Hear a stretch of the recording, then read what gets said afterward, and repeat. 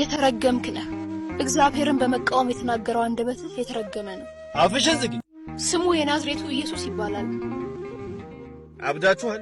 ሕፃን ልጅ ይዛችሁ ትመጣላችሁ። እናም አገረ ገዢው ሕፃን ልጅ አስገደለ ብላችሁ የሮማውያንን ፍርድ እንዲነቃነቅ ልታደርጉ ነው እንዴ?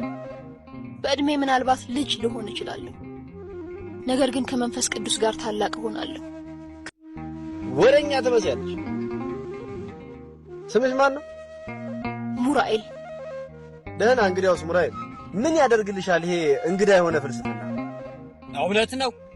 ክርስቶስ ከሚባለው ውሸታም ጋር ምን ታደርጊያለሽ? የተረገምክ ነህ። እግዚአብሔርን በመቃወም የተናገረው አንደበትህ የተረገመ ነው። አፍሽን ዝጊ።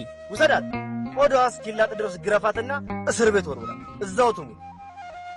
ለእናንተም እንደዛው አንድ ነገር ብቻ ነው የምላችሁ። ለእኛ አምላክ ዕጣን እያጨሳችሁ ትሰግዳላችሁ ወይም አንገታችሁን አስቆርጣችኋል። እኛ የምናመልከው ጌታችንና መድኃኒታችን ኢየሱስ ክርስቶስ ብቻ ነው። ወደዛው ሰድልኝ፣ አንገታቸውን ቁረጣችሁ። ማናቸውንም ማየት አልፈልግም። የተወደድከው ጌታዬ ኢየሱስ ክርስቶስ ሆይ መከራዬን እንድታቀልልኝ ከጉዳቴም እንድትፈውሰኝ አልጠየቀህም። ምክንያቱም ለእኔ የሚገባኝ አይደለሁምና ነው። ጌታ ሆይ